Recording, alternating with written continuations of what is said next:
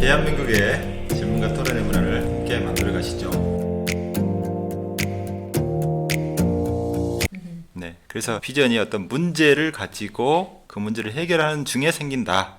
이렇게 보는 것도 맞겠습니다. 그래서 이렇게 내가 비전을 이룬 모습을 상상하는 데는 여러 가지 기법이 있는 것 같아요. 제가 개인적으로는 기도나 뭐 요가 같은 것도 다 그 일부분이라고 생각하는데, 요가라고 하면 뜬금없으실 것 같은데 그 인도에서 요가 르네상스를 이끌어낸 그 BKS 아yen가라는 분이 계신데, 그분은 내면이 너무 기뻐서 기쁜 포즈를 짓는 거는 너무 힘들다. 근데 기쁜 포즈, 당당한 포즈를 지어봐. 그러면 내면이 바뀔 거야. 이렇게 역으로 접근을 했거든요. 그래서 이제 내가 이거를 다 가진 것처럼 일단 느껴봐. 그러면 그걸 이루어낼 거야. 이렇게 접근할 수가 있는데, 요게 과학적 근거가 있더라고요. 신경회로만 기법이라고, 앤서니 라빈스라고 하는 미국의 또 유명한 그 코치가 있는데, 그 사람이 만든 방법으로 이 대기업과 뭐 코치나 정치인 이런 사람들 다 이렇게 훈련을 시키더라고요. 그래서 이 사람은 그냥 비주얼만 강조하는 게 아니라 시각, 청각, 촉각을 다 강조하더라고요.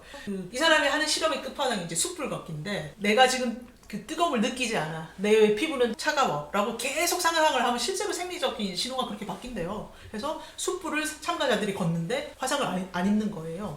그래서 저는 성경에서는 그 과학적인 원리를 설명해 주지는 않지만, 제가 볼 때는 예수님이 그걸 가르쳐 준 게 아닌가. 예를 들면 신약에 보면 안진뱅이 보고 서서 걸으라고 하잖아요. 근데 너무나 이 사람한테 강력하게 얘기를 한 거죠. 그래서 그 생리 신호를 바꿀 수 있는 그런 그 자극이 오지 않았을까. 그래서 안진뱅이가 지금까지는 자기가 걸을 수 없다고 믿었기 때문에 너무나 강력하게, 그래서 생리 신호도 다 거기 맞춰져 있었는데, 걸을 수 있다고 딱 믿음을 바꿔주니까, 그리고 또 걸을 수 있다 딱 비주얼하게 보여주니까 일어나서 걸은 게 아닌가라고 저는 해석을 합니다. 말이 되나요? 제가 말하면 못 일어났을까요? 예수님이라 이제 네. 가능한 게 뭐냐면 그런 기적을 많이 보여주셨거든요. 네. 그러니까 믿을 만한 근거가 충분히 있었던 거고, 네. 그러니까 이제 그걸 신경회로만 기법 뭐 그렇게 말할 수도 있겠죠. 과학적인 해석으로는 그 잠시 신경 체제가 확 바뀌었어요. 원래 믿던 게 잘 바뀌진 않잖아요. 그래서 옛날 생각을 하는 순간 다시 또 돌아가는 거죠.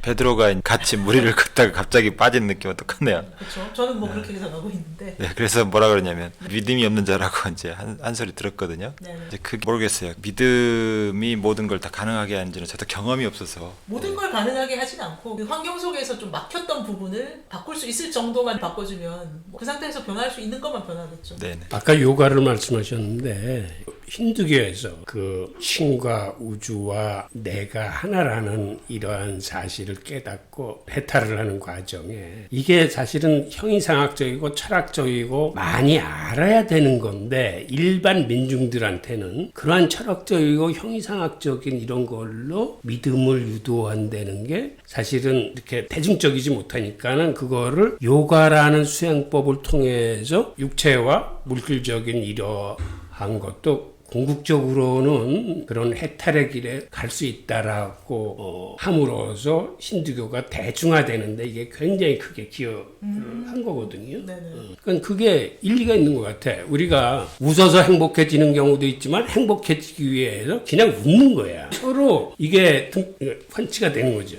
그러니까 꼭 머릿속으로 철학과 형이상을 통해서 어떤 깨달음에 들어가는 방법도 있지만, 그냥 어떤 그 명상과 요가를 통해서 신과 나의 합의를 경험하려는 이러한 것이 궁극적으로 가는 길은 틀리지만 뭔가 득도를 할 수 있다는 면에서는 이제 같은 거죠. 네. 그러면 이제 저희가 구체적으로 나의 비전을 상상하고 비주얼하게 보여서 그걸 이룬 듯이 느껴야 된다. 이런 거는 다 어느 정도 공감을 하는 것 같은데, 목표를 스마트하게 만들려고 하는 얘기가 자기계발서에 많이 있는데, 이게 상통하는 것 같아가지고요. 스마트가 뭐냐면 스퍼시픽, 구체적으로 목표를 세워야 되고, 그 다음에 메저러블, 측정할 수 있게 세워야 되고, 어치버블, 달성할 수 있게 세워야 되고, 리얼리스틱, 현실적으로 일어날 수 있는 일을 세워야 되고, 그 다음에 타임 베이스드, 언제쯤 목표를 달성할 건지 시기까지 정해야 된다. 이렇게 5가지를 구체적으로 생각하고 상상하면 목표가 더 빨리 잘 이루어진다라는 거죠.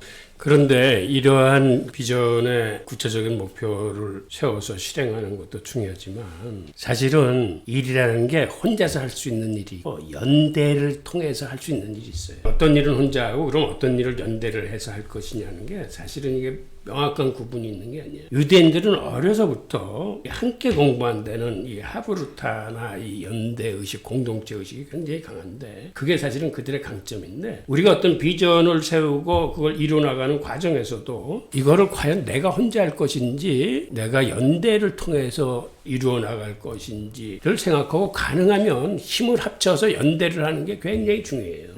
유대인들의 성공 사례를 봐도 그런 걸 알 수 있는데 우선 아인슈타인만 해도 상대성 원리의 개념을 잡아냈을 때 그는 이거를 상상을 통해서 잡아냈어. 그래서 아인슈타인이 항상 강조하는 게 상상은 정말 너무 중요하다. 상상만큼 중요한 게 없다라는 얘기를 해요.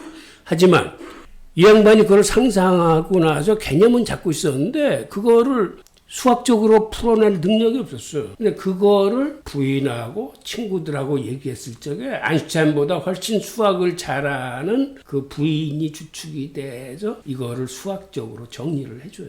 그러니까 이런 게 연대가 아니었으면 아인슈타인의 상대성 원리는 세상에 빛을 볼 수가 없는 거죠. 마찬가지로 구글 창업할 적에도 레리 페이지가 그 링크드 개념을 잡아내. 그러니까 어떻게 하면 중요한 정보를 순서대로 띄워낼 수 있을까. 그런 개념은 잡아냈지만 이 친구는 그걸 알고리즘으로 풀어낼 수 있는 실력은 없었어. 그걸 친구 사이에서 얘기했을 적에 그건 내가 해볼 수 있을 것 같은데 해서 그 세르게이 브린이 그걸 알고리즘으로 만든 거거든요. 그러니까 결국 이런 것들이 다 연대예요. 그러니까는 우리가 비전을 세우고 실행하고 나아가는 거를 꼭 나 혼자 해야 된다라고 흔히 생각하기 쉬운데 그게 아니고 내가 혼자 할 수 있는 일이 있고 힘을 합쳐서 해야 할 일이 있는데 가능하면은 권하는 게 서로 힘을 합쳐서 하는. 그리고 현대 사회에서는 그게 굉장히 중요할 것 같아요. 그 연대하면은 꿈을 비주얼하게 보고 감각적으로 느끼기도 훨씬 좋은 것 같아요. 왜냐하면 뜻이 같은 사람들이 모이면 만났을 때 물어보잖아요. 저도 교수님 볼 때마다 뭐 탈무드 어떠세요? 뭐 유대인 이런 이야기 있나요? 계속 물어보는 거고. 그러니까 뜻을 같이 가진 사람들이 비전도 같이 만들어가고 그걸 현실화하는 것도 같이 하면은 이게 더 빨리 되는 거기 때문에 같이 가는 공동체가 정말 중요하지 않나 생각이 듭니다. 맞습니다. 그 비전을 이루려면 유의상종이라고 그런 분들과 같이 어울려야 더 시너지 효과가 있거든요. 네. 그 이루는 기간도 빨라지고 그다음에 도움도 받을 수 있으니까. 그래서 저는 뭘 하나 배우려고 할 때 항상 공동체부터 찾거든요. 그냥 뭐 살살을 배워야겠다. 그럼 집에서 혼자 유튜브 보는 것보다 그 네이버 커뮤니티라든가 동호회 가가지고 몇 시간 뛰는 게 더 빨리 배울 수가 있고 요가 배우려고 할 때도 이거 한국에서 요가 학원 계속 가니까 가볍게 생각하는 사람들이 많아서 저 그냥 인도를 가버렸거든요. 그래서 거기에 하루 종일 하루에 10시간씩 요가하는 사람들이 한 마을을 이루고 살고 있는데 거기 들어가서 하루에 10시간씩 같이 하니까 4개월 있다 보니까 독일 병정처럼 몸이 쫙 펴지고 지금은 상상 못 하시겠지만 네네네. 그래서 뭘 대단하시다. 하든지 그 비전을 정말 하루 종일 그 생각만 하는 사람들, 그 연구만 하는 사람들 공동체에 들어가면 가장 빨리 목적을 달성을 하더라고요. 저도 그래서 네. 예시박에 간 거예요. 그쵸. 네네. 거기는 하루 종일 탈무드 반복해요. 네네.